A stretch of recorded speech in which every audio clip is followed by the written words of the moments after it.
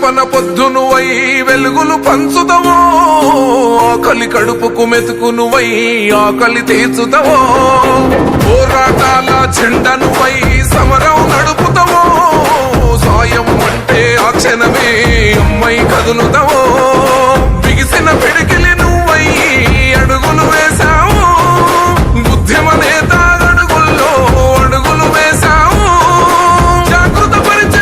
నీళ్ళు ఏ విధంగా తీసుకుని వెళ్తున్నటువంటి విషయాన్ని గమనించాలి. కాబట్టి వెంటనే దివ్యాంగులకు కావాల్సినటువంటి వాళ్ళకి నీటి వసతిని వెంటనే కల్పించాలని చెప్పి ఇక్కడ